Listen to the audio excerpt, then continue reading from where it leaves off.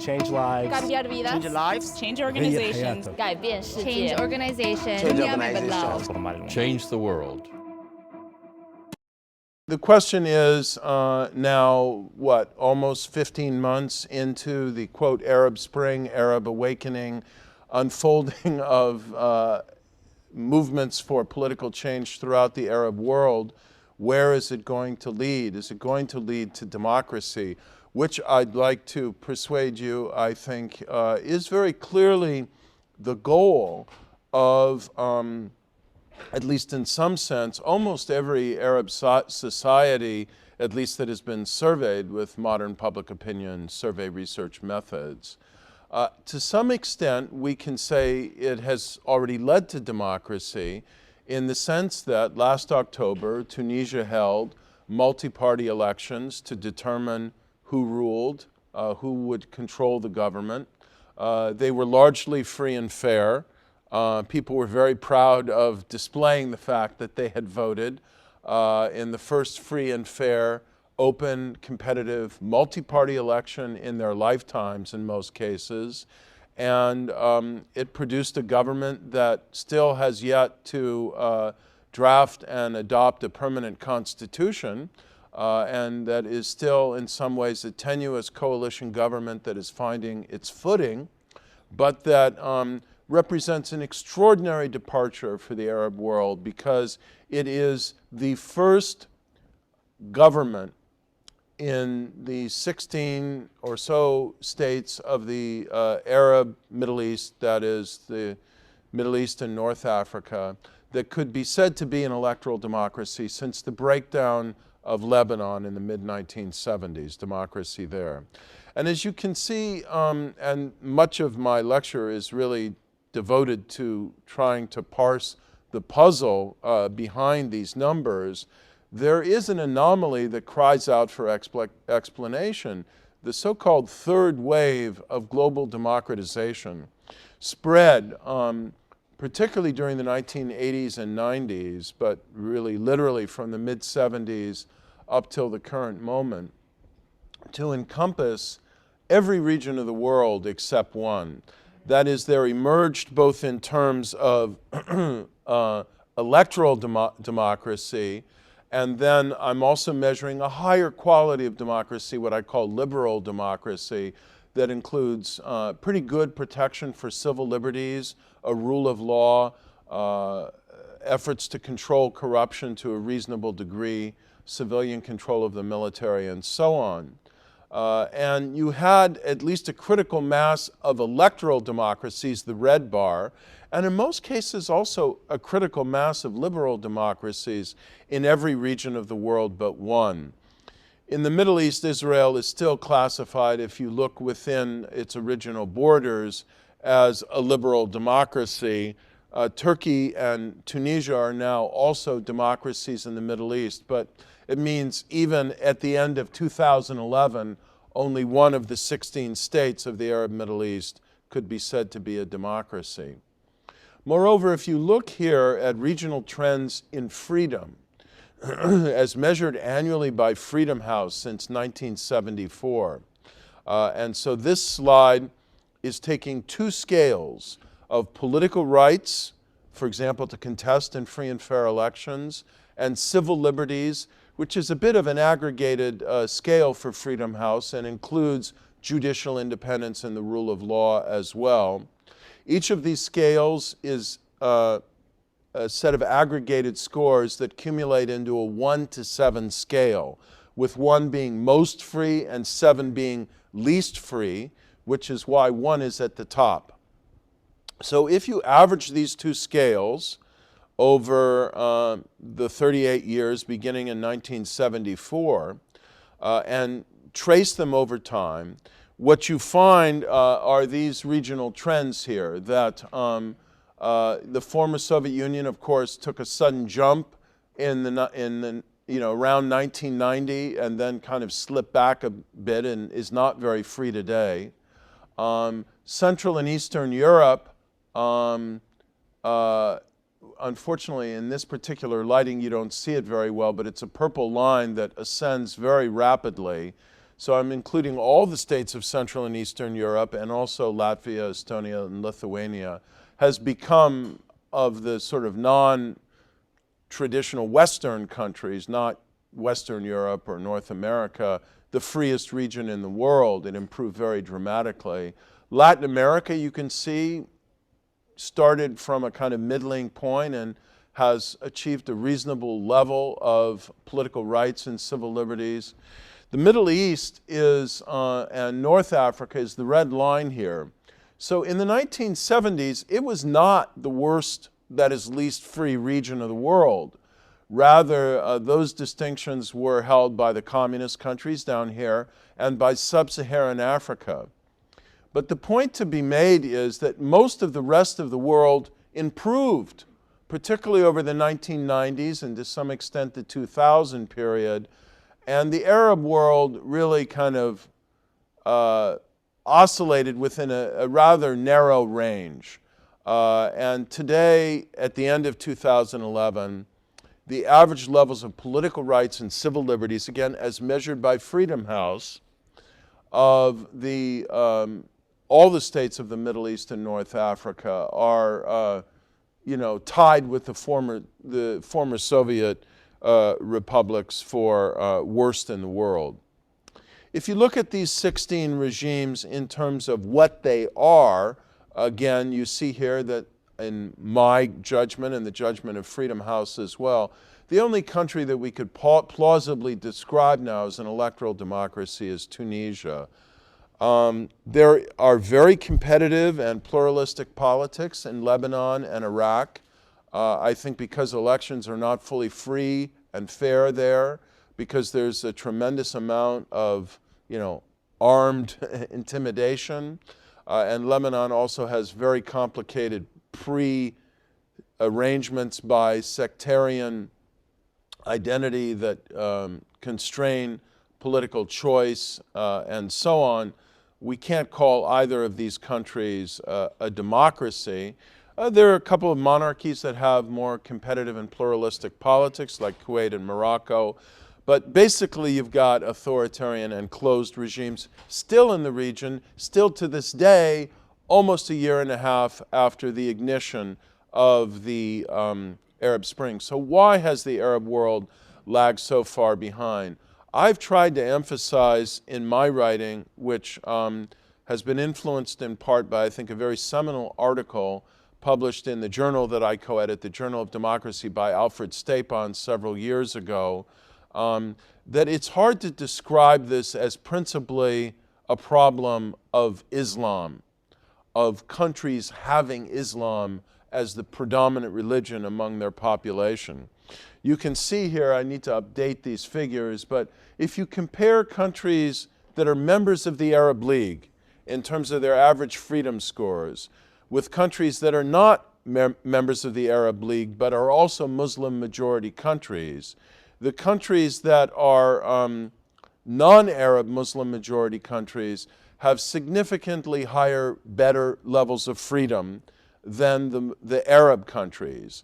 And if you look at experience with democracy, you've got one country that's got some experience historically with democracy in the Arab world, Lebanon. Now, as a result of the elections at the end of the last year, Tunisia has entered that list. We'll see if it can remain. But if you look at Muslim majority countries elsewhere in the world, you can find actually, a non-trivial number, including ones you see here, like Turkey, Indonesia, Bangladesh, and so on, that have managed to have a significant period of time, even Pakistan, though it's not classified as a democracy now, with maybe not very high quality democracy in all cases, but political systems that at least meet the minimal test of having governments produced through regular, free, multi-party, competitive elections with universal suffrage. And even the ones that have suffered setbacks in Africa, as in Senegal, under a fairly abusive president over the last decade or so, and Mali, where the military has intervened, In each case now, recent developments, including the election in Senegal just, I believe, last month, give hope of possibly renewed momentum toward democratic development. If you look at data from the Arab Barometer, it just doesn't match the caricature that some, I'd say, fairly superficial and ideological analysts have been trying to disseminate, that Muslims or Arab Muslims don't care about democracy. You know, they only want an Islamic state, theocracy, or whatever. By these measures you see here, extraordinarily high levels of the public in a number of Arab countries surveyed declare their preference for democracy as the best system of government. Now, there is a much more sophisticated attempt underway by the same scholars who produced these earlier surveys, led by the political scientist Mark Tesler at the University of Michigan, and our dear friend and colleague Amani Jamal at Princeton University, who's been a frequent and fairly recent participant in our conferences of our program on Arab reform and democracy at the Center on Democracy, Development, and the Rule of Law. They now are systematically surveying attitudes and values toward democracy in 11 Arab countries. And so they've been able to generate and kindly share some recent data they're now writing up that begins to unpack this somewhat more systematically. And they have a methodology that I think is very useful, though it doesn't completely solve the puzzle before us. They not only ask about preference for democracy, as revealed by a question like what you see here, they also ask questions that try to get at whether people want a secular government or have a preference for some substantial influence of religious authorities over politics and government. A question that they've asked in the past is, do you think men of religion should have significant influence over political life? And that enables us to make a two-way sorting of the publics here by whether they have a preference for democracy or authoritarianism, and by whether that preference is for a secular form of government or a more theocratic form of government. I personally think it is hard to interpret the second row here, democracy with Islam. This is the puzzle that still needs, I think, to be unpacked going forward analytically and going forward in terms of experience. The Muslim Brotherhood, together with more radical Salafists, have a clear majority of the seats in parliament now in Egypt. They've sought, we'll see if it loosens up, to dominate the constitution writing process. Their candidates were disqualified for the presidential election in Egypt that's coming up soon, but there are other Islamists who are running. So there's a great experiment unfolding. The party that won a plurality of the vote in Tunisia, Ennahda, is a moderate Islamist party with roots in the Muslim Brotherhood tradition.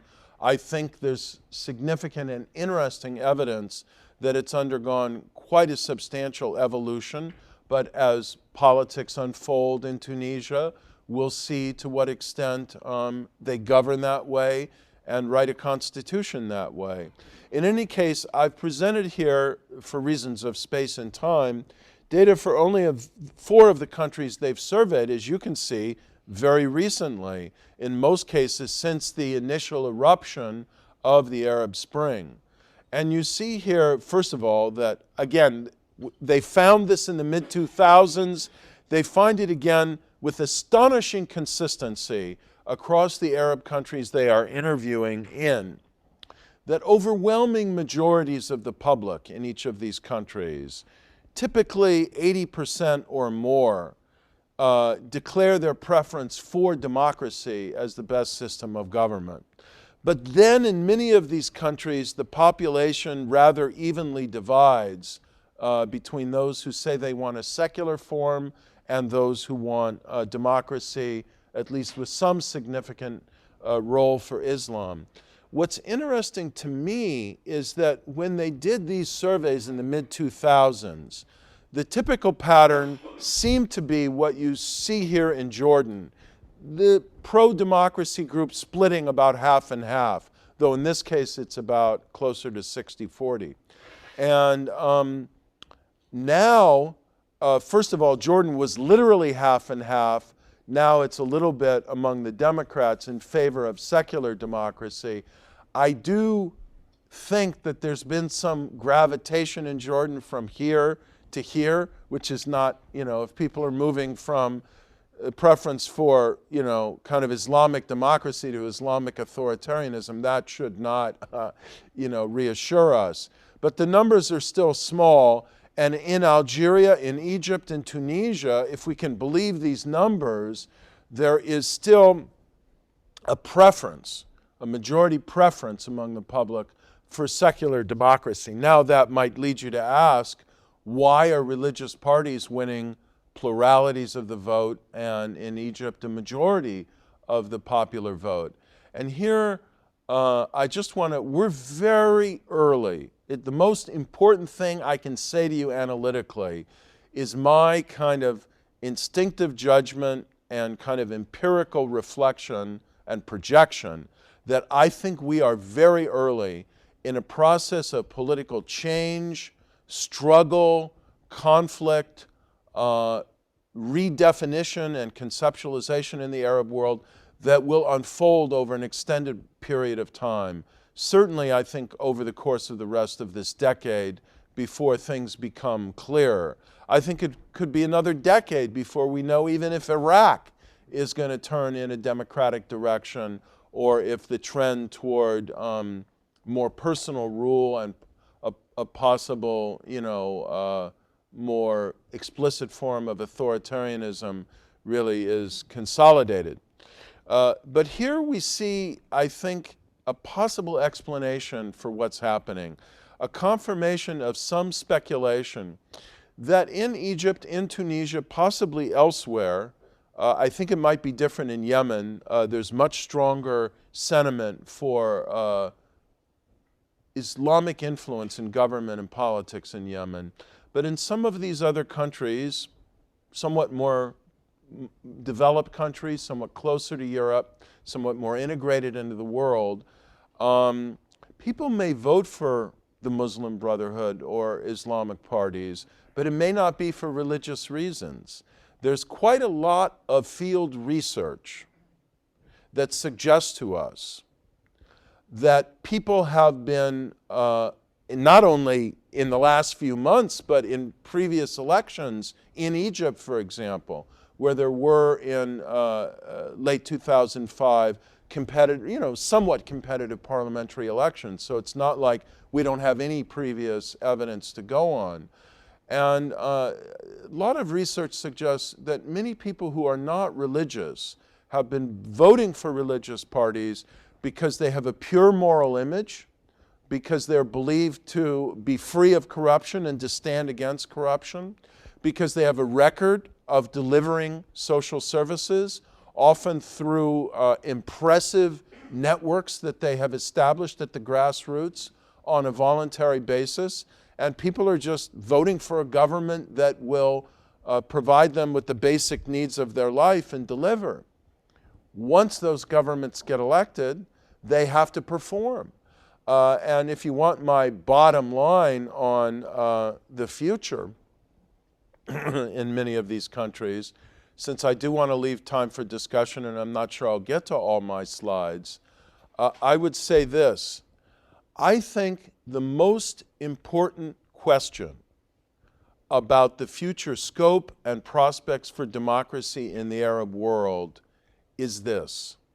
Will future elections be free and fair, impartially administered, and open to real contestation and therefore future evaluation of the performance of governments that emerge out of founding elections?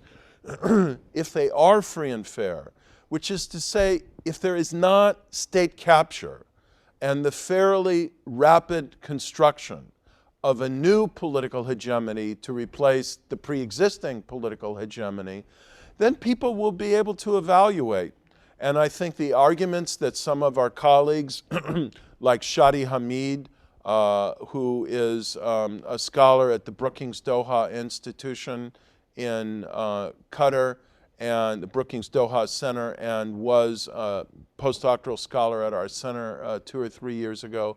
Arguments that people like Shadi have been making on the basis of their own field research, that many of these Islamist parties have evolved, that they have their own fissures, that they've gravitated toward pragmatism, and that in any case, if they have to face the discipline of regular, free, and fair and competitive elections, they will be forced to moderate their ideological positions, and there's some evidence of this evolution and moderation already,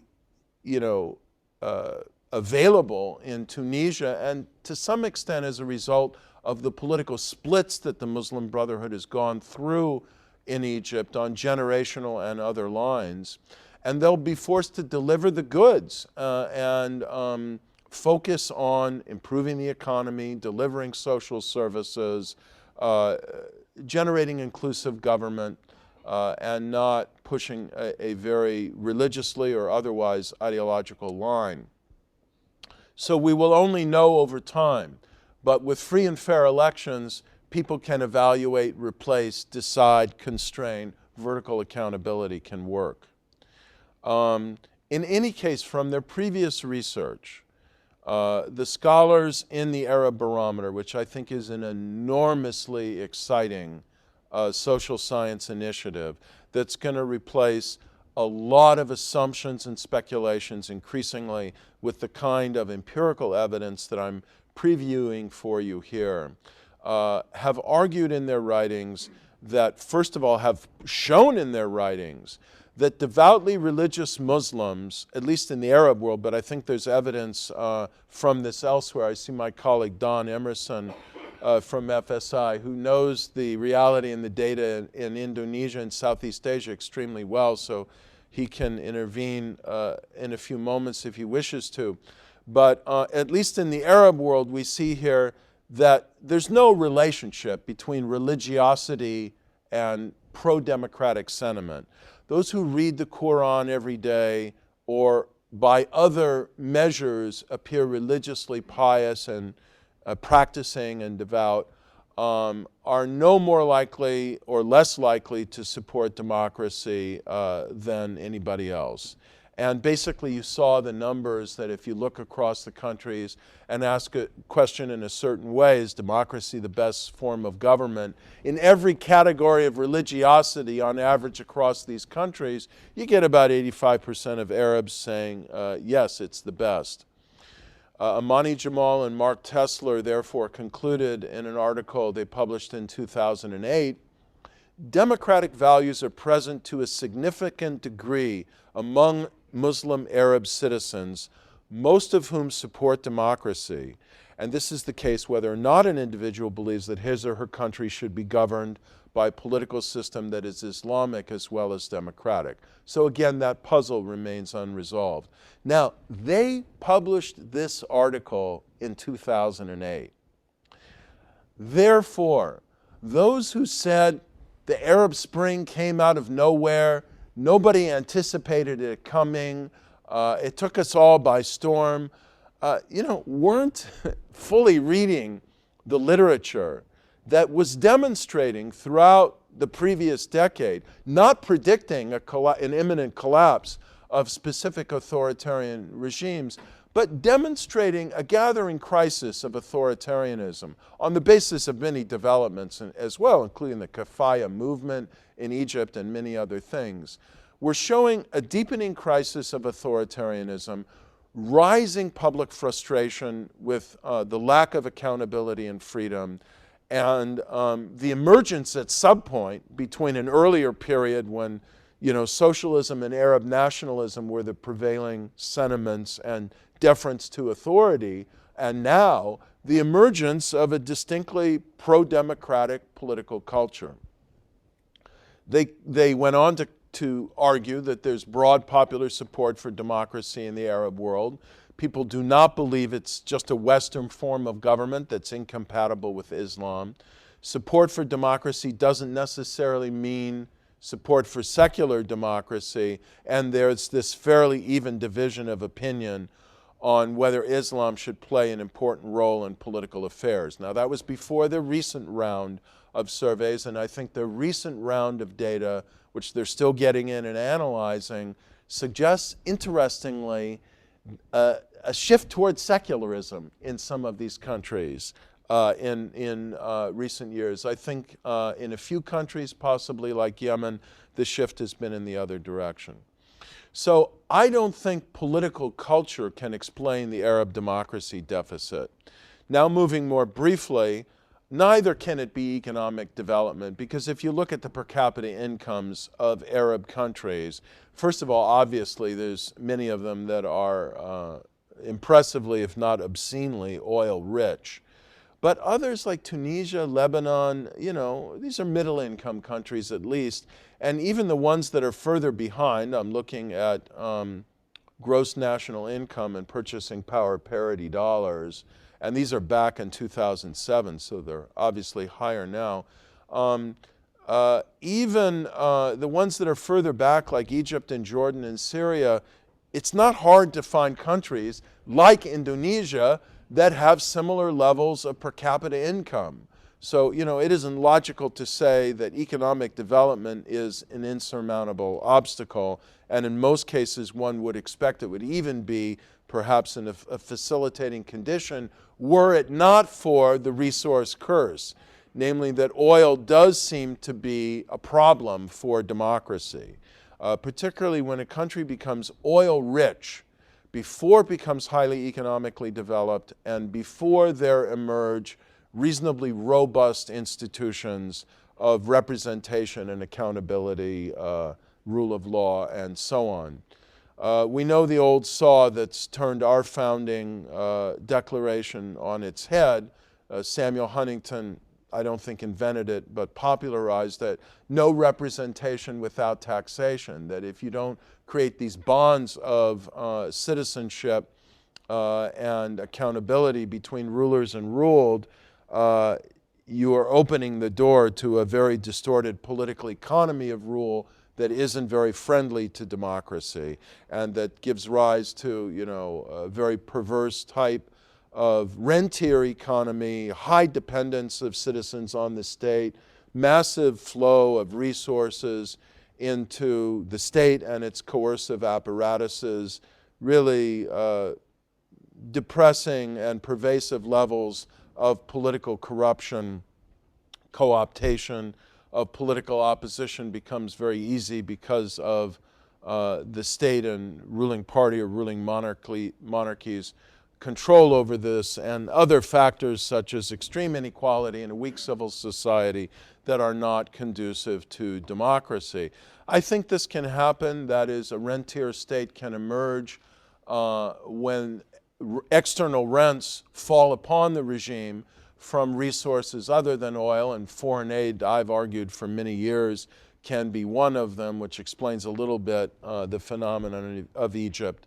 But in any case, if you look at the 23 countries that I identified at least a few years ago that derive more than 60% of their export earnings from oil and gas exports, there are 23 of these, 12 of them are in the Middle East. Not a single one of these today is a democracy. And that includes a few, Russia, Nigeria, Venezuela, that were a democracy at some point, but that slipped back, I think, partly because of the distortions that were accentuated by surges in oil revenues. And these are the 12 in the Arab world that are oil exporters to some significant degree and all authoritarian. So the rentier economy is a significant factor we need to keep in mind in Arab exceptionalism. Another one may be authoritarian management. There's a literature out there, and I think it's, you know, the two factors I've just named, the rentier economy, oil-dependent states, and this one, a very effective authoritarian management, were two of the three that were most often cited in the literature for why there was no democracy in the Arab world, and why they were kind of skeptical, political scientists looking forward, which they don't necessarily do particularly well, by the way, to speculate about the future of Arab regimes.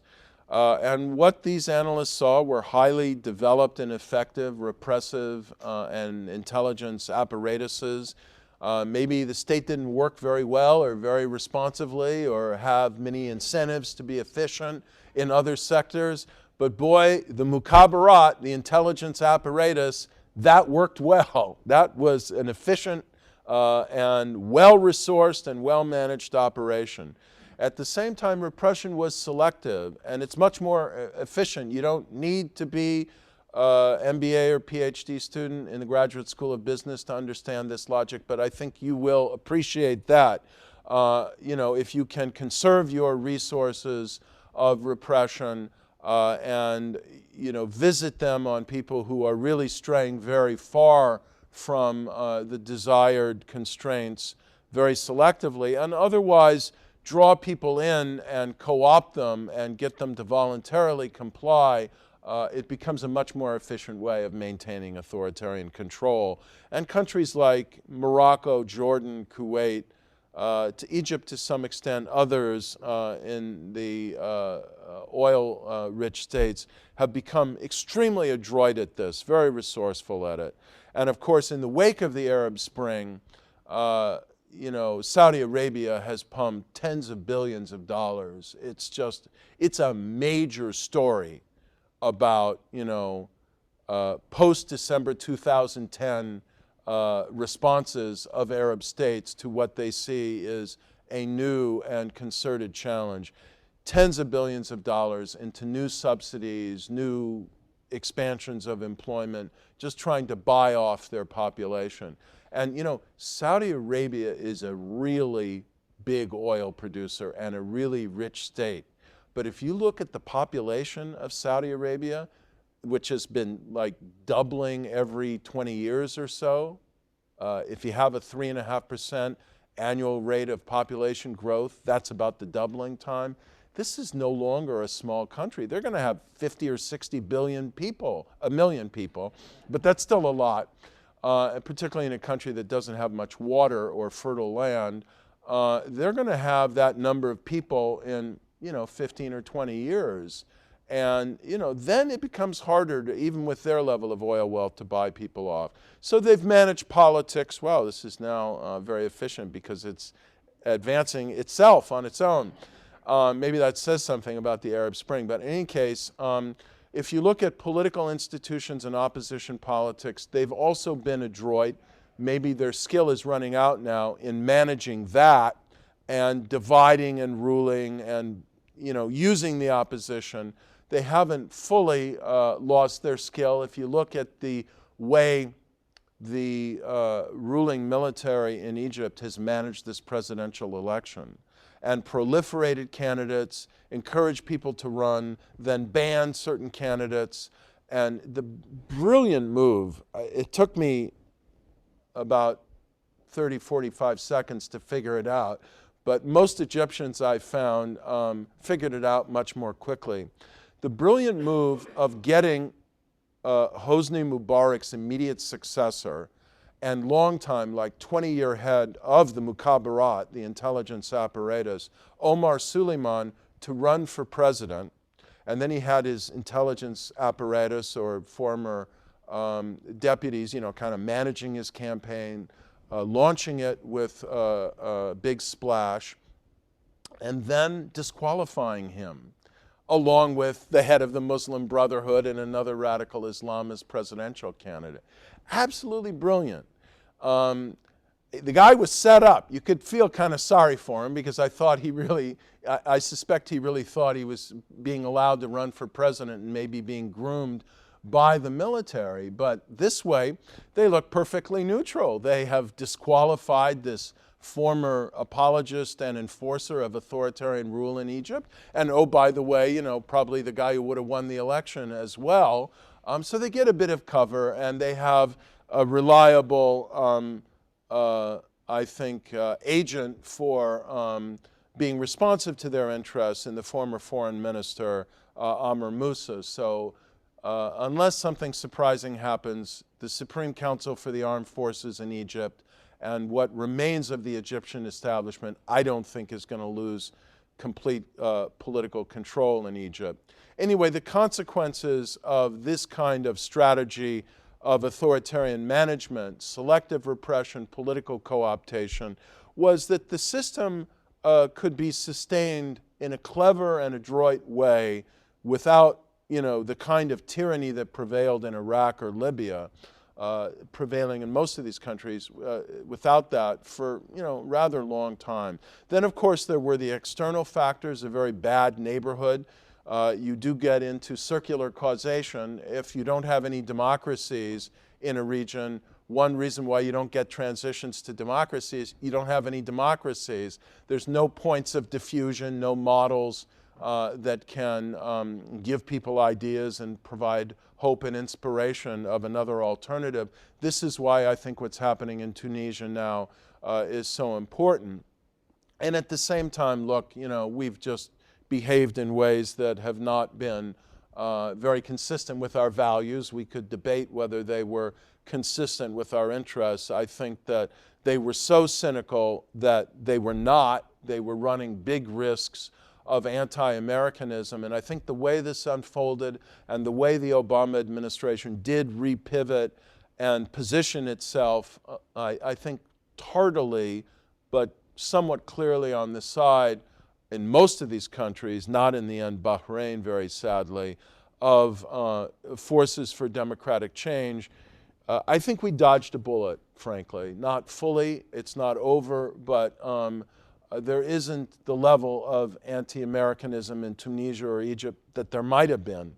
And obviously, at least some people in Tunisia are grateful to the West for having provided support in their effort to overthrow another tyrant, namely Muammar Gaddafi. So this is, I won't repeat it here, you can look at the slide, my kind of synthetic explanation about why the Arab democracy deficit lasted so long in this part of the world.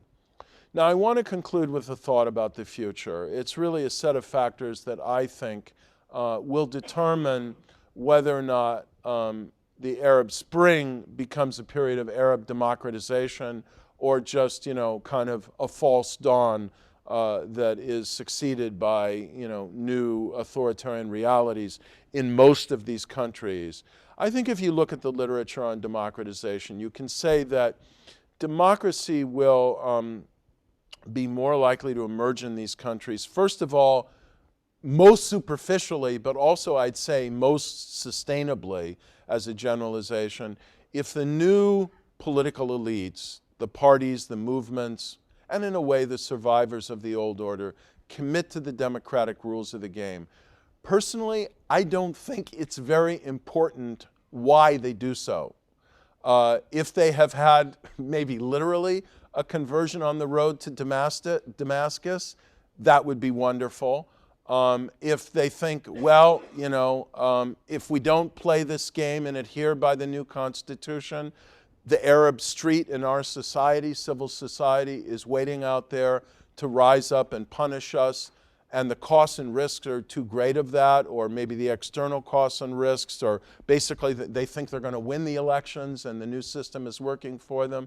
If you read Dankwart Rustow in his brilliant article, Transitions to Democracy, and a lot of the literature that followed, the key is that for whatever reasons, they learn to play by the rules of the democratic game, decide it serves their interests, and you create self-enforcing logics and realities that align their interests with the new rules. One of these self-enforcing realities can be a political pact between the old order and the new political forces. And I think now, particularly the Arab region, between religious and secular forces, so that they accept one another and reduce the risks of complying with the new political order and committing to the new political rules. Let's face it, if elements of the old order who are still very powerful in Egypt and not fully gone in Tunisia and lurking in the midst in Libya and so on, if they think there's going to be widespread judicial vengeance against them, we can call it accountability, but in their eyes, that's what it'll be. What's their incentive to commit to the new rules of the game? So sometimes painful concessions have to be made, and also concessions to the military about their interests and scope that I'd say do not abandon, but intelligently sequence a vision of implementing civilian control of the military. Good constitutional designs are important to constrain the abuse of power and get good governance and broad commitment to the rules of the game. So you don't want zero-sum political institutions. I've already suggested these countries need serious reform of the state security apparatus, but some of it may need to be sequenced in a way that doesn't back still powerful militaries like that in Egypt up against the wall.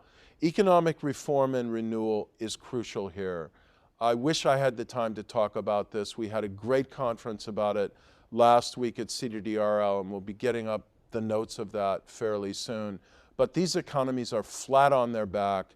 Tunisia's and Egypt's have, the fallout from this is not over. Tourism, which Tunisia is very dependent on, has been devastated. Foreign investment is kind of sitting on the sidelines waiting to see what happens. Entrepreneurship, your specialty in many cases, is very poorly developed because the heavy hand of the Arab state has been sitting there stifling it and generating perverse incentives for several decades. So there's a great opportunity here now. Some of it's going to take a while to phase in terms of creating what Abdul Al-Kepsi, who's one of the best people who's been working on this, who manages the Middle East program at the Center for International Private Enterprise, has called a facilitating ecosystem for entrepreneurship in the Arab world. And that's not going to happen overnight, but it needs to get going. The unemployment rates among youth in this region are scary. They're really frightening. It's a volcano that these new elites and old elites are sitting on. And one of the scary elements of it is quite surprising to me, actually, that it's the pattern by education is the exact inverse of what you would expect. With every increment of increase in education among Arab youth, the unemployment rate rises, it doesn't fall.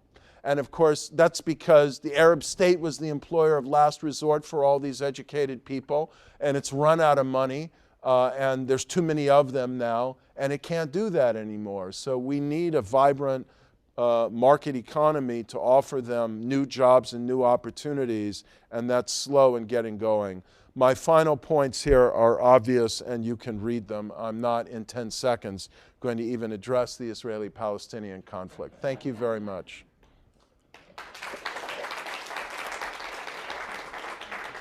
So we have a little bit of time. I'm sorry we don't have a lot, but whatever questions or comments you have, I'll be glad to take, yeah. So there's one condition or factor that I didn't see. I wanted to ask you about is about the integrity of many Arab states. And I'm thinking of Iraq, of Syria, of Lebanon, at least. In terms of identities and... Well, in terms of identities and in terms of just the breakup of the state due to civil war, and how does that fit in with democracy? Because in many of those countries, they're so plural and the identities are so intertwined geographically and politically that it's difficult to separate them, even if there was a democratic vote towards something. There's nothing to agree on. It is a wonderful and extremely timely, urgent question. You know, what makes it particularly interesting is that if you go back to this seminal article by Dancourt Rousseau in Comparative Politics in 1970, he said there, are only a couple of real sort of preconditions for a country to become a democracy. And the one I didn't mention was a common sense of nationhood, okay, which is basically the condition that you're mentioning now. People have to agree on what is the country, what are its borders, who are we as a people. I think there are very serious challenges in this regard in a number of Arab states, not all of them. I don't think this is a problem in Egypt or Tunisia, for example. I mean, there are divisions that are serious along social or religious lines, but the Copts are not seeking to declare a separate state of Alexandria. They may leave the country if they don't feel they're secure, and that would be a different problem.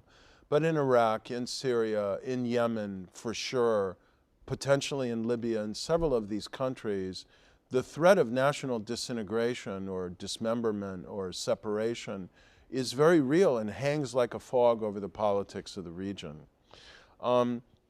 I think there's an antidote to this, and it's good constitutional arrangements, wise institutional designs that apply the lessons of other countries that have had these problems. These Arab countries are not unique. And then fidelity to the or some kind of self-enforcing mechanism for the constitutional provisions that are agreed on. I was involved briefly in thinking about Iraq's future constitutional design, and it was clear to me that the only way Iraq would make it was as a federal system. Now, there was so much ideological resistance to that, historical resistance to that, and frankly, misunderstanding of that, that you couldn't use the word federalism. But the Constitution is substantially federalist in spirit, and like Nigeria, has important principles of fiscal federalism to cement the stakes of each part of the country in the future. So if those work, provinces have autonomy. There are secure and automatic provisions for the distribution of revenue, a portion of the overall state revenue, to the different subnational units. This locks in people's stake in the system. And even if they don't love each other, again, for whatever reason, they may decide to go on, and over time a new kind of set of bonds develop. There's never going to be amity between the Kurds and Iraqi Arabs, at least in the next decade. It's always going to be a highly calculating and contingent form of continued participation in the state that is Iraq. But it's not in the Kurds' interest to secede. Turkey will not settle for this. I think the leaders of Iraqi Kurdistan know that they will pay a heavy economic and potentially security price for an overt declaration of independence. And similar, there are huge costs, including costs of massive violence, to secession. So once leaders start weighing that, and you can generate positive incentives for integration or coexistence within a framework of statehood, then you begin to generate a positive dynamic. Yeah. I'm curious about the role of traditional consultation as an outlet for expression of free will, and if you have thoughts around if that's a potential platform for more broadly turning countries that are under authoritarian monarchy regime to more broadly democratic societies. Debbie, I think that that had its place as a step in the opening up away from absolutism, maybe over the last decade or two or longer, certainly looking back historically in the Arab world and in the Muslim world. It had its place and had roots of legitimacy in these cultures and in the religion of Islam and so on.